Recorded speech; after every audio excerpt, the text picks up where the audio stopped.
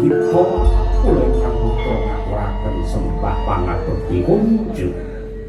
Assalamualaikum. Wes ketoprak karo ngendi assalamualaikum. Kula ngawaske Bukamti niku wareg. Lah kok saged Piyayi kok seger. Seger du. Waduh, Seger du. niku piyayine penggali tentrem Mas. Ah niku jenenge Piyayi Putri sing saged luhur ki asmane Kakung. Oh ngaten nggih. Nggih. Upama ora cukup ning lemu. Oh nggih. Nggih to, enten to bojone wong sugih niku ayat Uru ngoten nggih. uru enten. Hah. Ah kula niku dalang kok diumui wong. Bab napa? Pak Joko, asline kebudayaan niku King Solo kali King Yujo. Kebudayaan kerawitan niku asline King Yujo King Solo. Wong ngawur kok tetep. Lah aslinipun pripun Pak? Asline kerawitan niku King Semarang Nggih. kali King Cirebon. Sik, kok saged ngaten menika larak-larak. Kula kerawitan niku nek nyenggahi HE mergo Hanu Semarang niku Cirebon. Lah niku lah plat nomor. Ane kerawitan kok Solo apa Yujo apa ade ora jalan. Ade ulama aku. Wah kerawitan jak dalange sak pesindene. Nggih niki jaman merdeka. Sebelum tahun 90. Nggih. Mas Yoyo. Nggih. Ora eneng kerawitan pesinden wani nganggo seragam abang. Nggih, liyane sayaka. Oh, Nggih, liyane sayaka nggih. leres. Sakniki abang niku malah kebanggaan semua warga masyarakat. Matur nuwun Pak Kangko. Yang tidak Pak. Kula Pak Supran Suwondo. Nggih. Wong kakange Mas Kangko akrab, adine Mas Yoyo akrab dadi Klirah Kleru. Nggih. Putrane Pak Haji Supran Suwondo. Nggih. Dua-duanya dadi dalang mundang kabeh. Mbah nuwun pangestunipun dadi ajar nggih. Nek pake nek kali kula wedi mergo kuncine pake sing nyekel kula. Rahasiane bapak ngoten mboten sih? Nggih.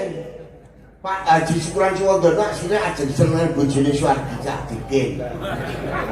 Sik kula anake mawon nembe ngertos menika lho bapak mboten ate crita ibu kula mboten crita. Ora mungkin kaya ngoten kok diceritake. Sing ngerti niku kula. Mula Pak Haji Supran Suwondo gawe tembang wiwitane niku rak bojone Dikin. Wiwit niku. Mbak Wiwit niku. Wiwit niku bojone Dikin. Mula Pak Supran gawe tembang wiwitane karepe ajeng seneng karo bojone Cak Dikin. Ora ning kene. Kaji sing selingkuh niku ora ning. Mergo ngeten Mas. Pripun? Wiwit zaman Kapurwan. Selingkuh itu sudah berjalan. Wiwit zaman Kapurwan. Nggih. Dewi Kunti dijemeni kali Bathara Surya, anak-anak Adipati Karna. Leres. Dadi jemenan niku wiwit zaman Kapurwan nenten. Wayang nggih pun enten nggih Pak Dik. Wiwit zaman wayang mula nek kula piyan sakniki melanjutkan niku dipithuk mbacute perjuangane sing seko-seko. Semangat luar biasa ini. Nah. Niku mangpirsane Pak Dik, bojo kula langsung dada niku. Pak De Yoko, Pak De Soko, nyuwun sewu. Saka guru. Pak De, sewu. Jenengan niku lek tutur-tutur kalih anu putune jenengan pun ngoten niku. Kula niku bojone enten dalang lho niku. Nggih cedhake sing den ayu-ayu lho Pak De. Jenengan seneng dibujuk dalang kondang apa ora? Nggih seneng to Pak De. Dalang kondang sing enten ora perlu tak jenenge wonge, ndak ra penak. Kabeh bojone mesti kliwat to siji. Lah, Sing bojone mung siji kula nyatane ya delak-delak kok. Lah jenengan kali Kyai Putri boros kok marahi kok. Sing kae.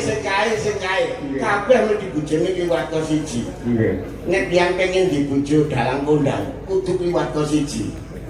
Ngoten, mosok gaweanan sing bantu kok malah ra seneng. Lho, non sawune kula sampun sumpah lho Pak Dik. Sumpah pripun? Kula pun rabi kali Bugasi pun sumpah bojo kula nggih namung satu. 1A, 1B, 1C. satu ning Tosuro, satu ning Karanganyar. Pun sumpah engko aja diirungkepi banget-banget. Wangi lho. Kanca kula niku ngutil tempe-tempe ini jadi gegem wangi sepoto kok. Sumpah iku ora perlu di.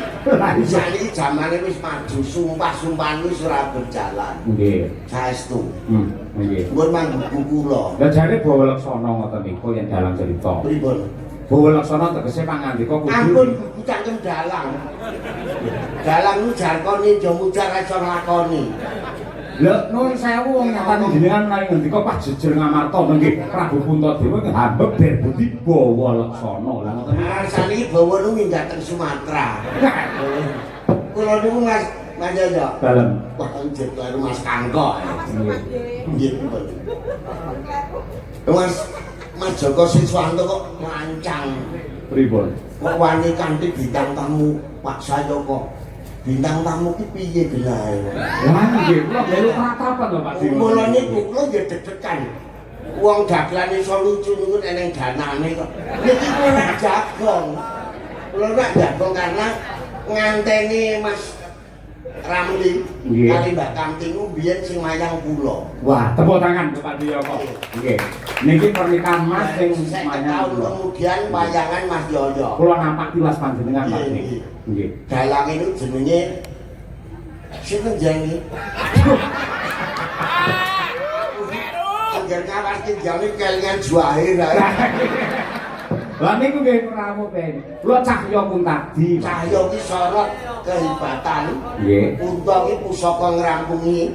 Adi ki kaendahan.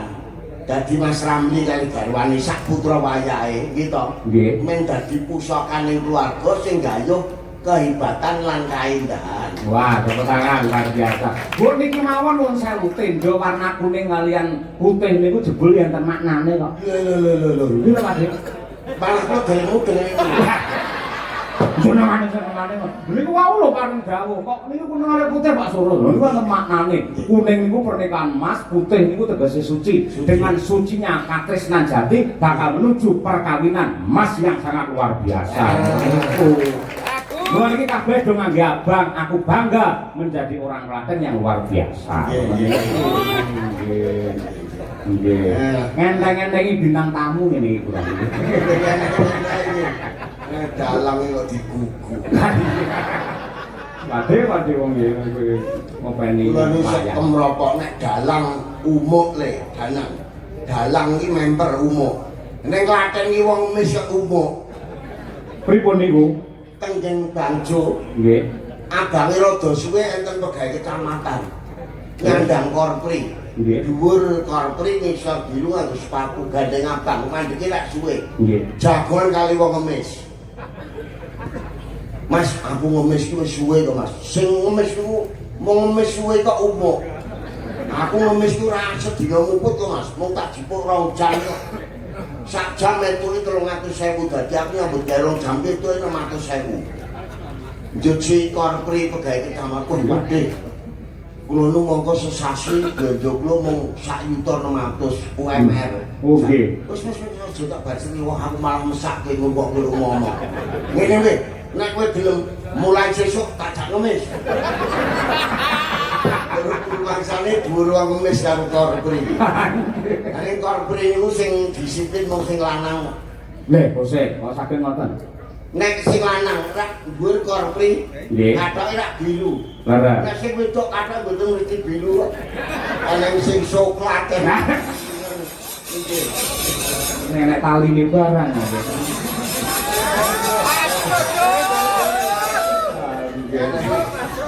Enak sing putih wis rada kuning. Ning luar biasa lho Pak Dik, menika nadyanten nembe Jawa wau nggih.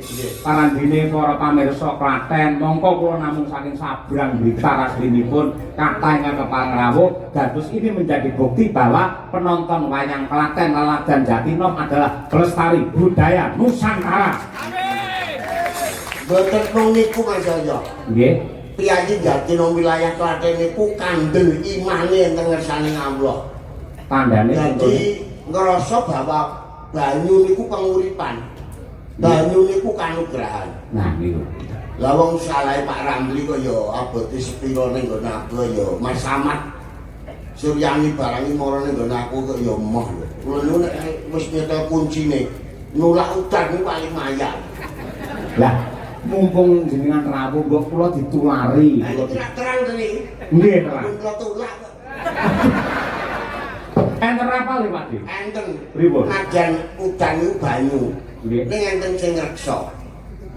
Kiai Toyo kali Nyai Toyo niku dijawab Mas, teng-tengah latar. Basa Jawa nggih. Nggih, wah ora usah nganggo basa Arab, basa Jawa gecalah muteng. Nggih. Kiai Toyo, Nyai Toyo, ingkang saking ler Bayo ngaler.